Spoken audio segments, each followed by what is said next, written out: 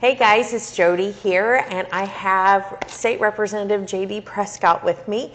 And J.D., tell me where you're from and a little bit about yourself. Yeah, so I'm from East Central Indiana. I currently serve House District 33, which is Randolph, Blackford counties complete. Okay. Portions of Jay, Delaware, and Henry counties. Okay. So what cities are those? So that is Winchester, Portland, just east of Muncie, north of Richmond. So neither Muncie or Richmond's in my district, but very rural agriculture. Hartford City's in the district as well. So those are Winchester, Portland, and Hartford City is the main towns in the district. Okay. So how long have you been in the state legislature? I was first elected in 2018, so I've been serving since 2019. So I came in fairly young. I was 27 when I came in. Oh wow, that is young. Okay.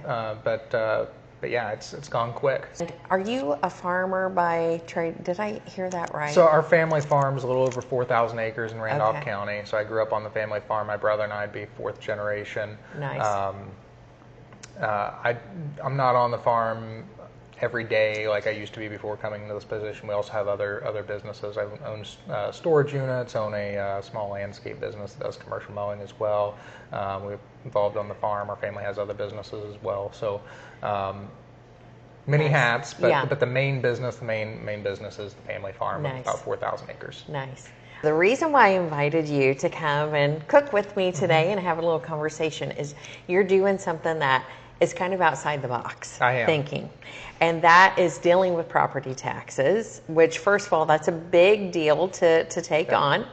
And your idea is kind of out of the box. So would you want to explain what your idea is with property taxes? Yeah, but before I explain it, I think first it's important to know how I got here. Yes. Right. So I've had a problem with the property tax system for a while. Before you were in the legislature? Before I was in the legislature. Okay. My first couple campaigns that I was on weren't necessarily to elect an individual. It was to defeat school referenda. Okay.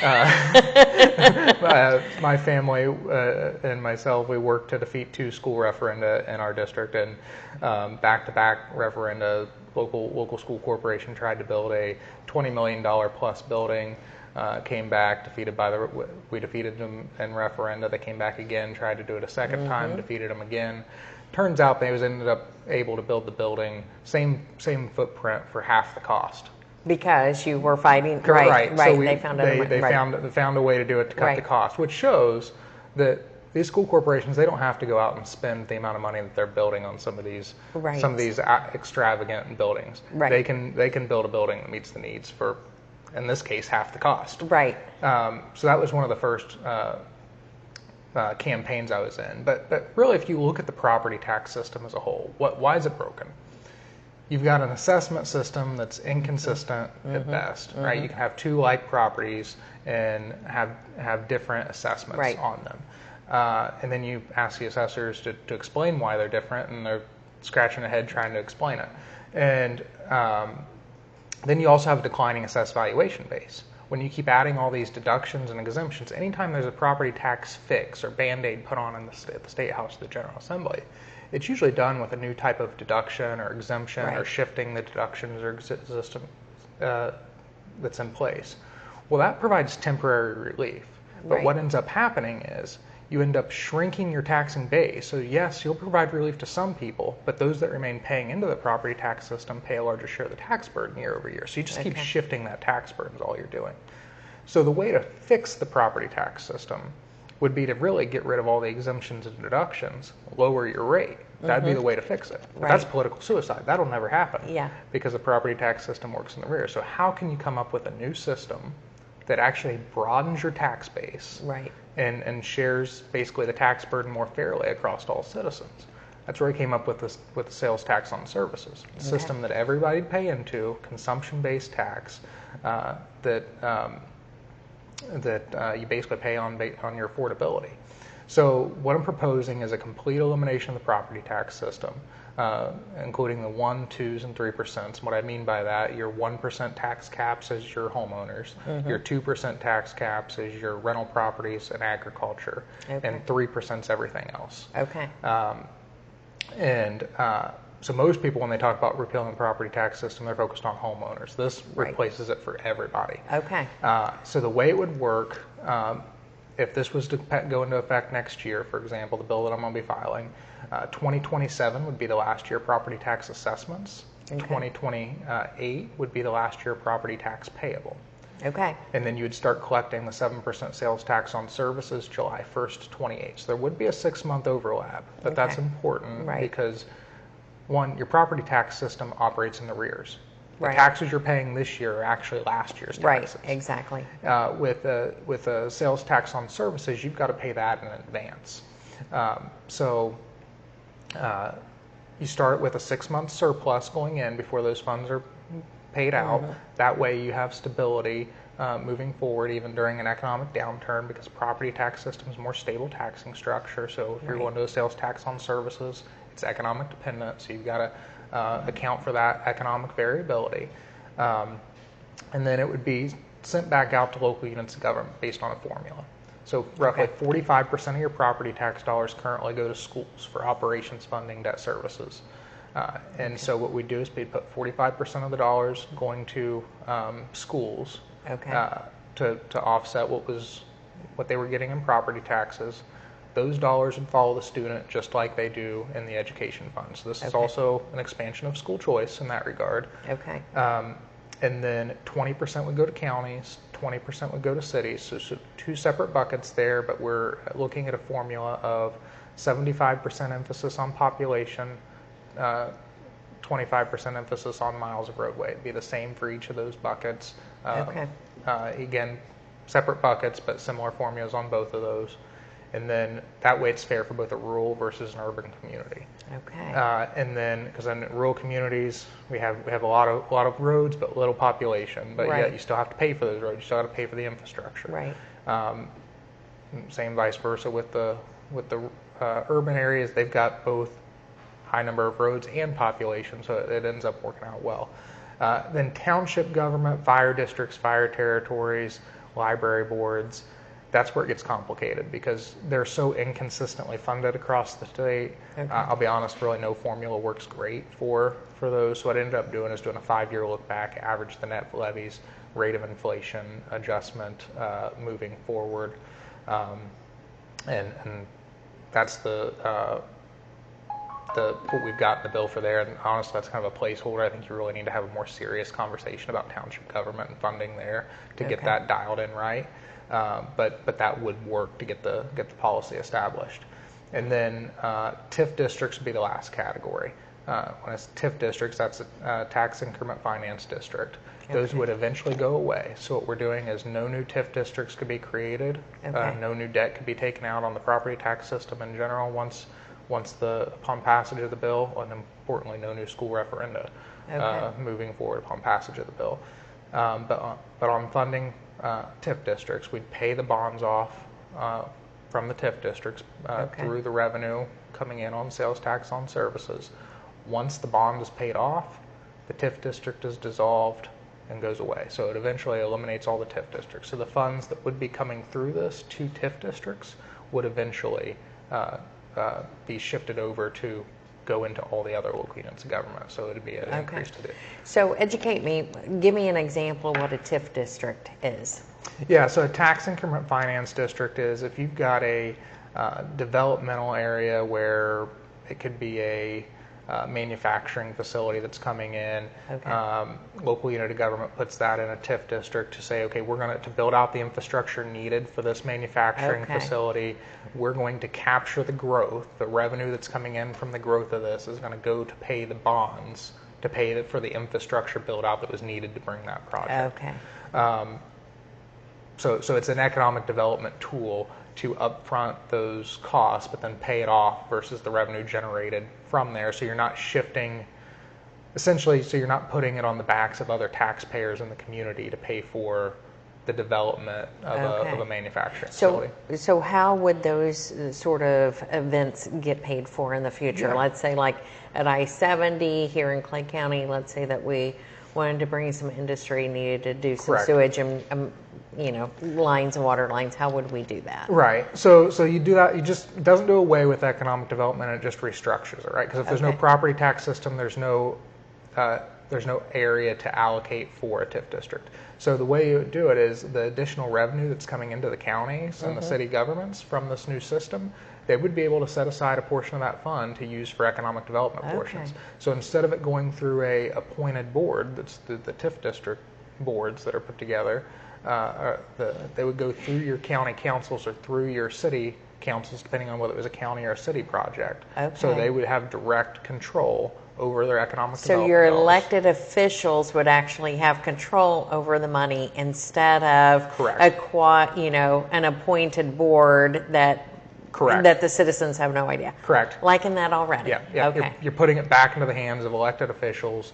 They would be able to allocate the dollars for economic development purposes, whether it be road infrastructure or needs to bring a project in, whether they took those dollars for economic development purpose for quality of life, if that's what they need, if it's more bringing in a manufacturer but they need quality of life type projects in their area, or it could even be a land acquisition fund or if they want to have a fund to pay for a piece of equipment that's going to bring more jobs into the community on a business that's already existing. They would have full autonomy on what they do with their economic development dollars. Okay, so they couldn't really hide behind their economic development boards and stuff like that, or would there still be a need for economic development boards, do you think? They could still have an economic development board and allocate those funds to them, but they don't have to. The county councils would be able to do it directly, or they would be able to have an economic development board and just fund them through the county. So your plan, would it tax all services? Like you go to your doctor, would you get taxed for your doctor's visit? If you have to visit your attorney to create a will, would it? Yeah, great question. So what services would be taxed? Right. So there would be exemptions to the bill. Okay. So healthcare, social services would be sales tax exempt. So your doctor's visits, nursing homes, assisted living, actually daycare would be in this category. Oh, really? Okay. That would be sales tax exempt. So that would all be sales tax exempt. Any area that's currently sales tax exempt on goods would remain sales tax exempt on services. Okay. I will throw out the caveat with data centers, though. Data centers currently have a sales tax exemption on goods. If they're not going to be paying property taxes, I think they should be paying sales tax on goods and services. Right. So I would be adding clarifying that they would still be paying sales tax on services with this proposal, and then education would be the last category. Okay. Most education would already be sales tax exempt. Being nonprofit, but that way we're treating public and private education on a level playing field. So college tuition would be an example, would be sales tax exempt. Somebody having piano lessons or music lessons or a tutor, that would all be sales tax exempt. Okay. So the easy way to know whether you're going to pay more or less with this plan, based on those exemptions listed, is if you spend for every $1,000 you pay in property taxes, if you spend $14,300 in taxable services, you'll pay the same amount of tax liability, that same $1,000 tax liability. Okay. So if you got a $5,000 tax bill, you multiply 5 times $14,300, that's how much you'd have to spend to pay the same amount of tax liability. Okay, all right. So ballet classes, would that be considered an education? That is a great question. I haven't had that one come up. Okay. I would put that probably more in the recreational category, but I'd have to go through this. And in some of those where it's kind of in the gray area, it would be up to Department of Revenue how they interpret on their exemption. But they would be the ones that ultimately be responsible for determining whether that is an educational or I guess if it's, depending on how it's structured, I guess that is training and tutoring. I guess you could make the argument that's education. What about like attorney fees and stuff? stuff? So for most people, attorney's fees are going to be not an annual expense, right? It's going to be when you need it, and they'll pay it. But yes, that would be a taxable service. You got to remember, they're not going to have property taxes either. So there's going to be some years where you're probably going to pay less with the system. Right. There could be a year where you spike and you have more services than normal, like you've got attorney's fees that you weren't expecting, and you pay more that year. But why that's necessary though think about from the business side of things. If you're getting rid of property taxes on the business side, well, that's where businesses are going to hire more attorneys than your average everyday citizen. Yeah. So businesses still need to be paying somewhere through that, and that's where they would be paying, is in the attorney's fees and the construction cost. So yes, that would be necessary, that they would. And the problem is, if you exempt attorneys, once you start throwing in exemption, whether it be attorneys or realtors, or pick your category, if you start adding in too many exemptions, you wouldn't have enough revenue to come in to replace the property tax system. So actually, the biggest complaint that I've heard about this is my proposal actually brings in more revenue than the property tax system. I've heard that one too. Yeah. Yep.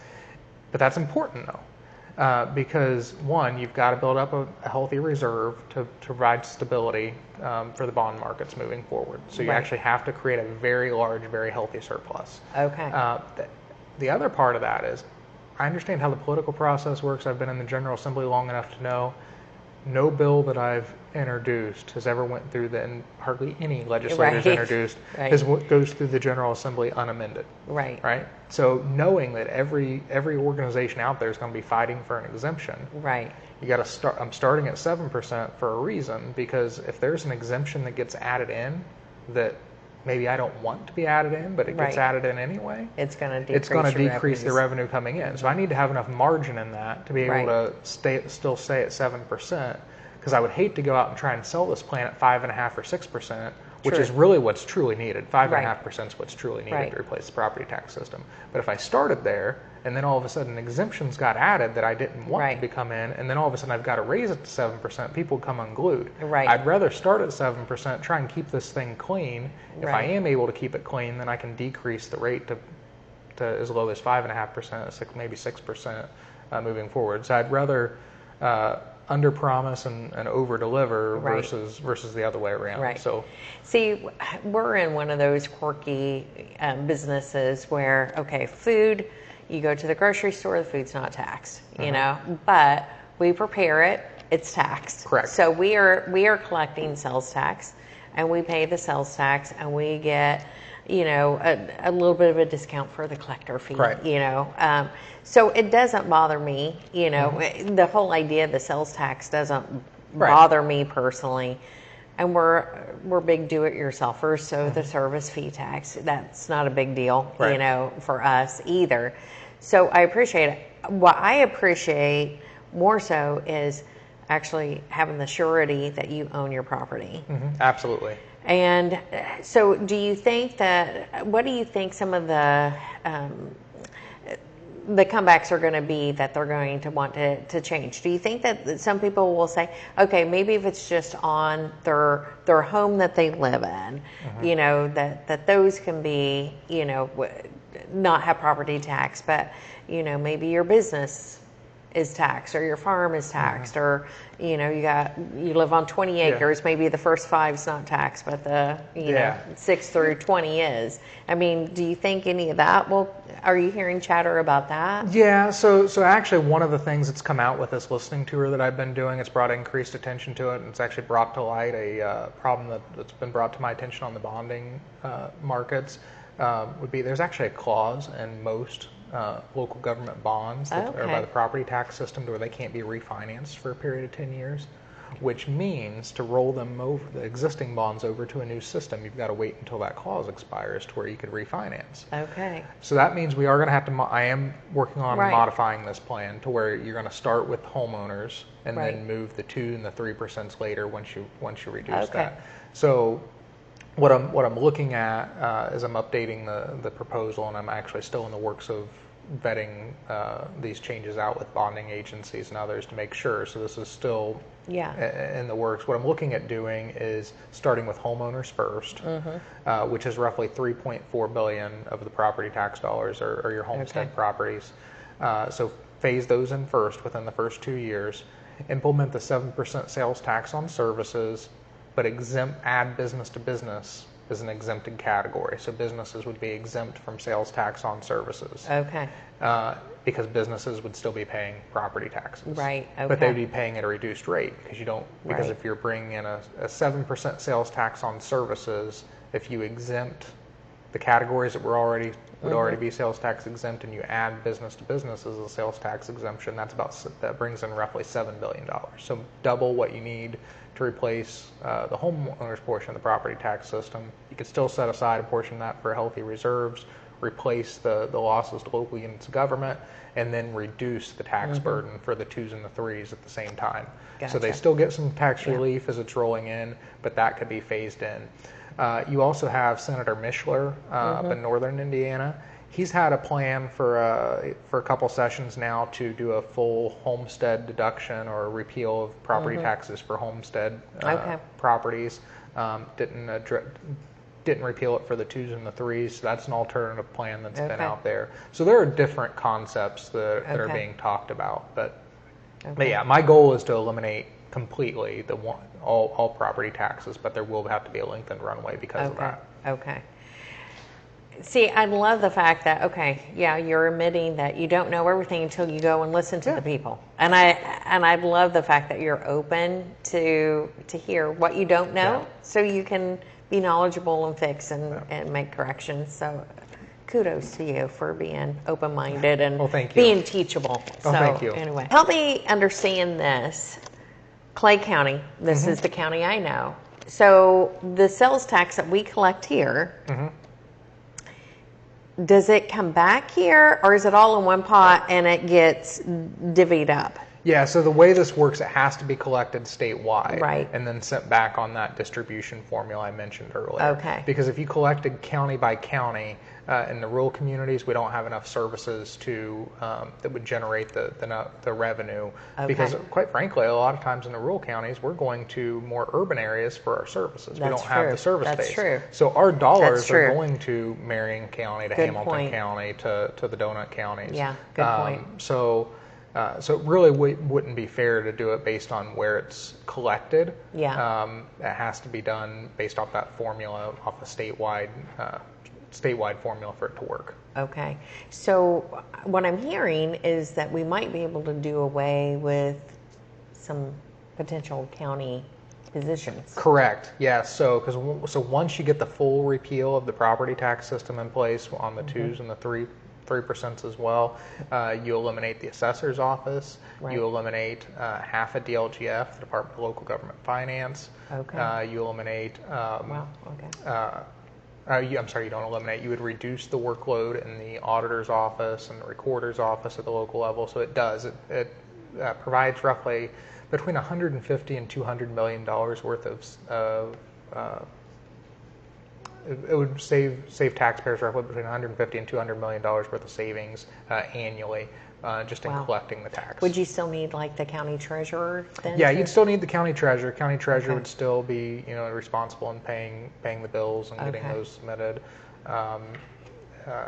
It would reduce the workload though for the treasurer and the auditor's office though quite greatly. So you could possibly consolidate a lot of the resources between those two departments. Okay.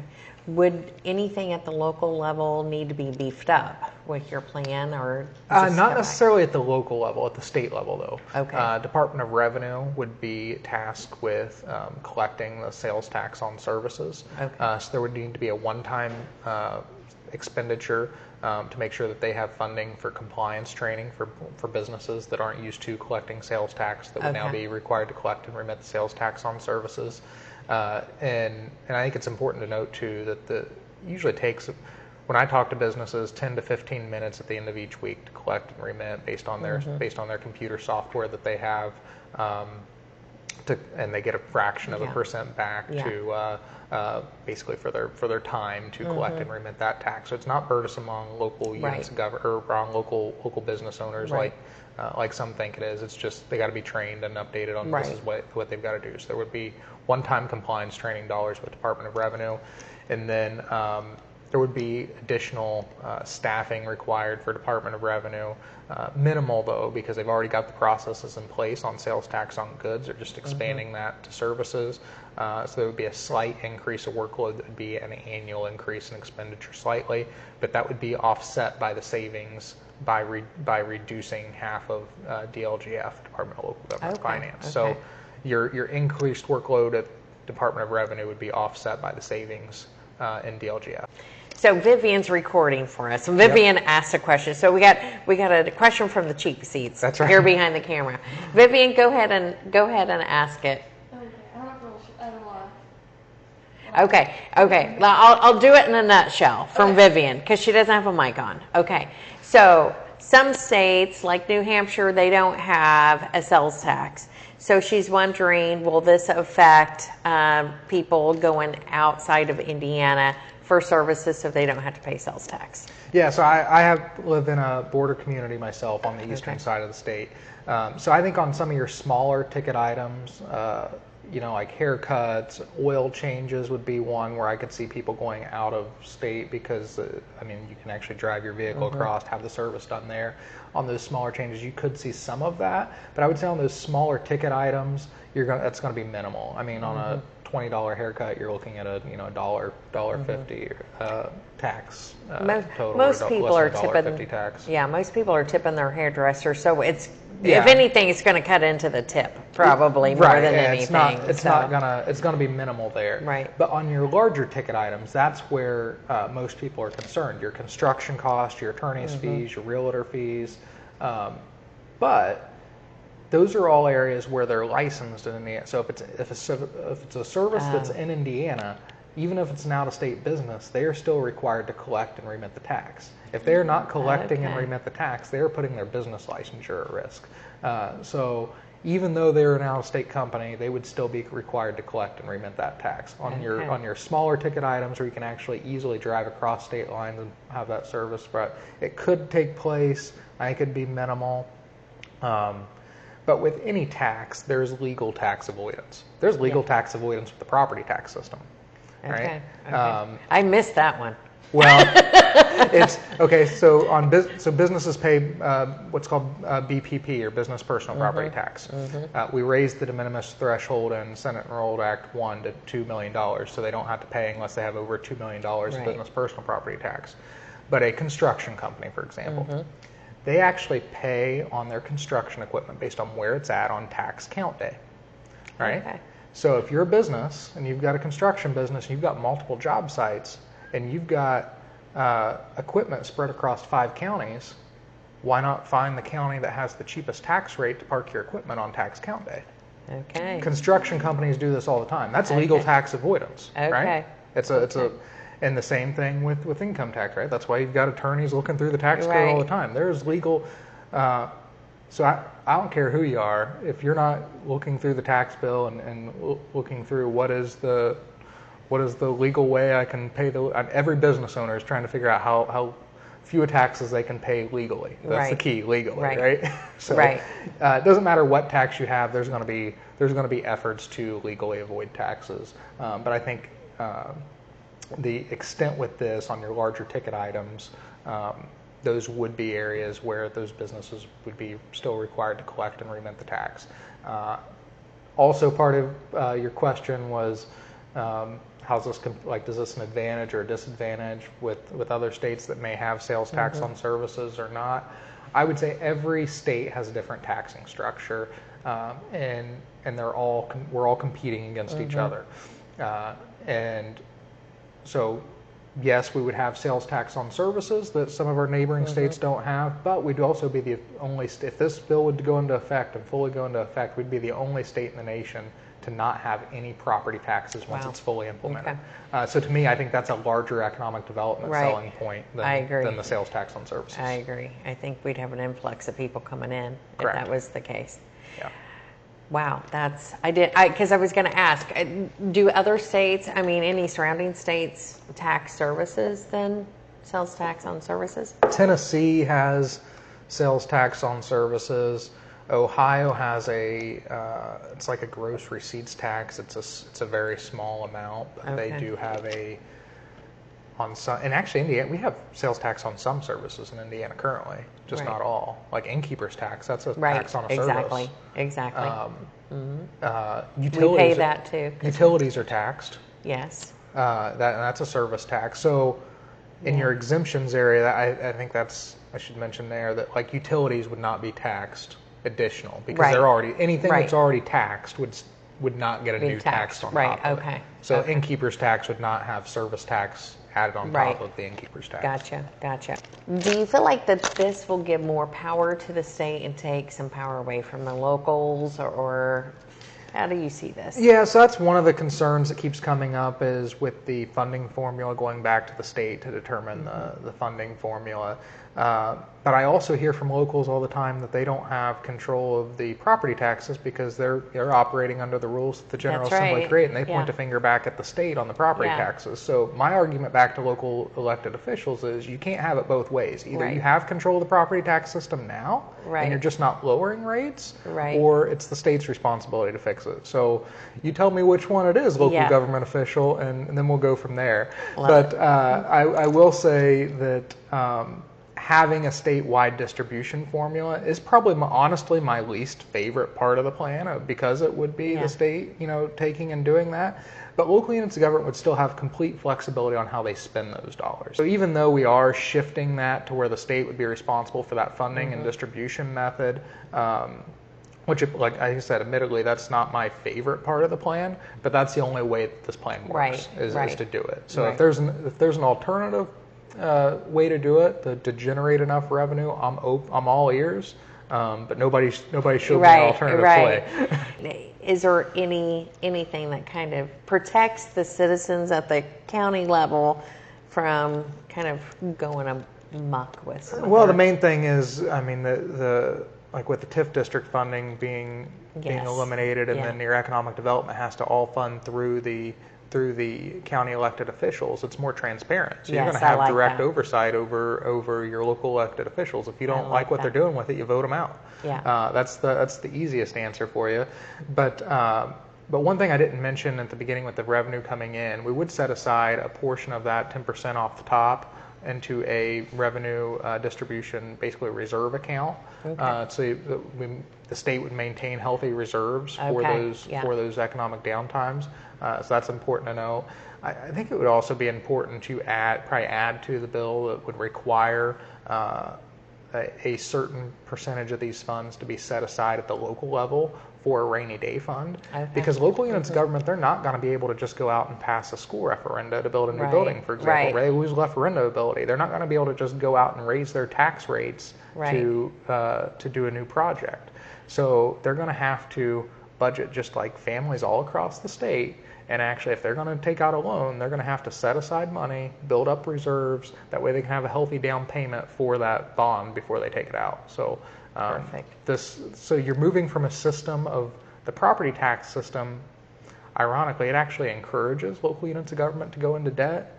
This system actually discourages local units of government from going into debt. I like that. So is there any way with this plan we can beef up the public access counselors, staff, and... So I would say that would be a different topic for a different bill, but I was actually listening to some of those concerns on the drive over with the changes in the public access counselor. Now, ironically, you have me here today. The bill that the most recent changes to the public access counselor is actually in one of my bills. Oh, is that okay? To where I had a bill a couple years ago on rules of decorum, and the Senate added language on the public access council. It wasn't my language, but the Senate added language on public access counselor that I accepted and concurred upon on my language. And really, the previous public access counselor is putting out some opinions that were not backed by statute or the Constitution. They were. It was a gray area in law, and he was giving out opinions. So, well, based on what happens in other states, this is the way I think you should do it. But it wasn't. So what we ended up adding in that last bill was the last changes to public access counselor. That the opinions have to come from Indiana statute or the Constitution. They cannot just pull out something from California's statute or Constitution and say, this isn't addressed in Indiana, so we're going to refer to the California language. They can't do that. They've got to refer to strictly Indiana language. So I think those were good changes that was made in that. I think we still need to make sure that we're doing a good job of being transparent and having public access counselor being able to get those opinions back. So there's a balance. Okay, so JD, do your magic. We've got some New York strips here for you. So, and you're not used to a Blackstone, so we're gonna just throw those on. You season them however you want to season them. Yes. Okay. So normally what I would do is I usually pat them dry a little bit. Okay. And then you put a little bit of olive oil. You said, right? Yeah, I put a little bit of olive oil down, let that heat up. I'm gonna go ahead and season with some salt. This one's pretty seasoned already. You can tell how that oil is kind of doing its thing. But on the steak, season them with a little salt. And some ground pepper. Just got a little heavy there. And typically you would not have your controls on the other side of you where you're working, but the control side looks better. So I'm feeling the heat from this. We'll let it sear a little bit, and then we may have to back off on that heat just a tad. So you're putting salt and pepper and garlic powder on those. And then I'm going to flip it on the other side, do the same thing, pat that side down. Okay. Dry. Now, do you typically have your steak get to room temperature a little bit, or sit it out of the refrigerator for a little bit before you put it on the grill, or do you just go straight from the refrigerator to the grill? I usually go straight from the refrigerator to the counter, and then go ahead and season it. Let the season set in a little bit. Yep. While the grill is coming up to temperature. Okay. And then usually by the time the grill comes up to temperature, it's ready to throw on. Okay. So are you a charcoal grill, gas grill? What kind of grill person are you? I've actually got multiple, just because it depends on what mood I'm in. I've got a smoker that actually smokes meat on. That's it's one of the wood pellet ones. Okay. And you always got to remember to get the sides too. A lot of people forget the sides. Oh, look at you! You're like serious about this. And then most of the time I'm on a gas grill. It's just quicker and easier. Now, are you one of those people that you will grill whenever there's snow on the ground, or are you a seasonal griller? I will grill when there's snow on the ground, but I don't go out in the snow. I go out in the heated shop and... You move the grill whenever it's winter time? That's right. I love it. So I can get these on. Okay, that sounds good right there. Sounds like it should anyway. And I'm going to go ahead and do the same thing to these two here. here. Sounds good. And these are a little thick. These are probably about an inch thick. We get our meat from Myers Market. No, it's not the big, the big store, Myers Market. There's a local shop in Beau Baird's district in Greencastle that the Myers family owns. Mitch Meyer is the owner, and he does great. Has been great for us. So anyway, that's a great way to do it. It's always good to buy and shop local when you can. Yeah. You get better quality and better service too. Yeah. And we've got butter going right here. I'm going to pull this off. Yep. We've got some melted butter to go over the top when we're done. And we get most of our beef from one of the local farmers that raise cattle in our area. I mentioned earlier that my brother actually raised some bison, so we had bison at one point too. So did you eat bison very often? I kept when he was raising it, I kept quite a bit in my freezer as well. I honestly prefer beef to bison. The bison doesn't have enough fat in it. Yeah. It's a very lean meat. I like the ground beef more, the ground bison, I guess. Yeah. More for certain things, but you really need to get that fat in there to get the marbling and get the flavor in there.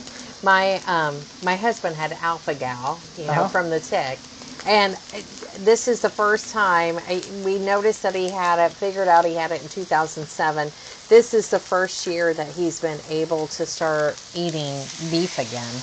And but we did bison a lot, but we do a lot of pork. So we do pork as well. So actually, my boys raised 4-H pigs this year. Oh, good. How'd they do? They did well. This is our first year doing 4-H, second year doing 4-H, first year doing pigs. So we've got a little bit to learn on the show pigs. It's changed a little bit since my wife was in 4-H. On what they're doing to get these animals, finished out. So, Yeah. But I think they did really well. They enjoyed it. They had fun. Good. So did you like have a camper at the fair and stay at the fair? Or? So we didn't have our camper parked there, but my in-laws had their camper there, so they went back and used that. Yeah. Fairground's only about 15 minutes from our house, so we just drove back and forth most of the time. But we've got so this has been on for about 3 minutes. So I'm gonna go ahead and flip this one. It's stuck a little bit there. Yeah, a little bit. Man, it smells good. I wish that you guys could smell how good these New York strips are smelling. What are you looking at? And do you use a thermometer? Let me ask that question first. I do. I go by time, and then I can get pretty close, and then I use a thermometer to finish it off. Yeah. And it depends on what style I do. Every now and then, I'll do a reverse sear with a smoker. Yes. That way you can get that smoky flavor on it. So I'll actually bring it up to temperature, get it close, and just throw it on to get the final sear. Yeah. So that's always a fun way to do it too. Yeah. That makes it a little easier, and you don't have to use the thermometer as much because you got the meat thermometer in the meat during the smoker, so it's a little easier. But now, are you one of these people that you smoke anything, like you'll smoke cheese and eggs and all that kind of stuff? I don't necessarily do everything. Yeah. I'll do some side dishes. My wife really likes when I make some Brussels sprouts in the smoker. Okay. We'll sear some Brussels sprouts, and I'll create kind of a glaze with brown sugar and maple syrup and a little bit of bacon cut up over top of it with some Brussels sprouts. Taking a very healthy vegetable and making it unhealthy, right? Yeah, that's kind of what we're known for around here. That's good. That's good. So, have you ever tried a dessert in the smoker? I have not. I don't know if it would work. Because I'm kind of thinking, I wonder what like something with a marshmallow top would taste like. I wonder if you could do something chocolate with a marshmallow. Well, you could probably do some sort of a s'mores type dessert. Yeah. Now you're giving me ideas. I know. So these have been on for another 3 minutes or so each. Usually. That one looks even better. Just keeps on getting better. We'll see how the temperature of your grill is compared to mine on my timing. But usually I do about 3 minutes per side, and that usually comes out to about... we've got this pretty hot, actually.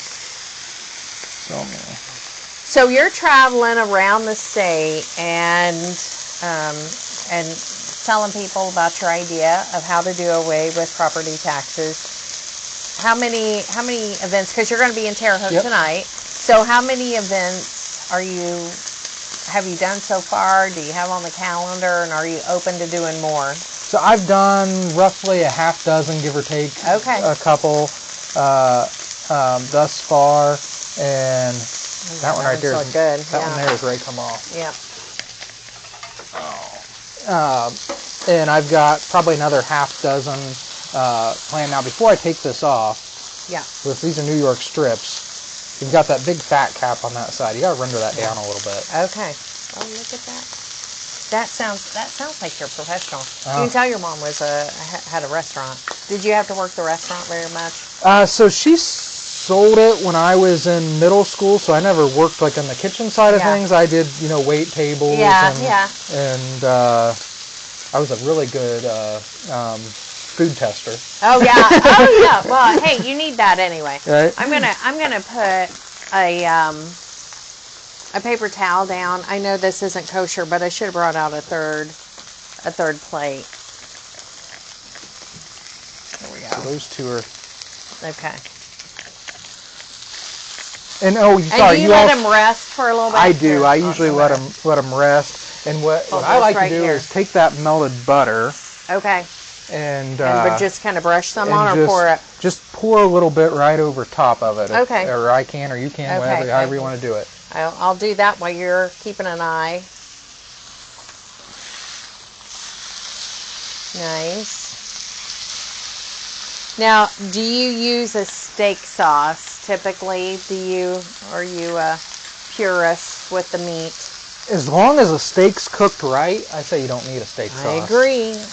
Do you have a website that people can go to follow along with your getting rid of property taxes? Yes, we've got a website, repealpropertytax.com. Okay. That's dedicated specifically for educating on building out, getting the word out on repealing the property tax system. So do you have very many legislators on board? So there's a large number growing that support the proposal. But there's still work to do to build enough. Yeah. I mean, really, it's going to take a coalition of support to get this thing across the finish line. Is this the first year that you've introduced it? I first introduced it 2 years ago, which that was about the time Governor Braun was coming out with his proposal that ended up becoming Senate Bill 1. Yeah. So that first year, I knew that Governor Braun's was going to be the bill that took priority, because that was what he ran on. Right. Now we're going to let that rest properly. And then last year I introduced it again with some updates to the bill. So are you hopeful for this session, since it's not an election year and all that good stuff? Yes, I'm optimistic. So we have support growing. Like I said, you've got a new wave of senators coming in that are hungry and they want to see change made, and that are not happy with the direction the property tax system going. So I think there's going to be increased support on the Senate side. On my House colleagues, more and more that I talk to think, okay, this proposal has legs. I don't know, I'm not necessarily sold yet, but I think it's worthy of the discussion. Right. And that's all that I'm asking at this point, right? Let's at least vet this thing, get it out there, and at least put it under consideration, get public testimony coming in, and get this thing in committee hearing. So how important is it for legislators to hear from their constituents? It's vitally important. I mean, if I hear from 10 or 20 people out of 67,000 constituents, but if I hear 10 to 20 people on any one given topic, that's actually kind of a lot for a given topic. So the takeaway is, if you like the idea that you've heard Representative Prescott talk about with us today, call your legislator, your state senator, your state rep, and let them know. And if there's 10, 12 of you within a district that contacts your legislature, then we may just do away with property taxes. Absolutely. And the easiest way to do that is go to iga.in.gov. There's a tab in the upper right-hand corner that says Find Your Legislator. So you can go in, put your address in, it'll pop up your state representative, your state senator, and the contact information for their offices. Perfect. Okay, why don't we taste this steak? Okay? Absolutely. All right, so we get to try this. We came back inside because it's just easier to sit at a table.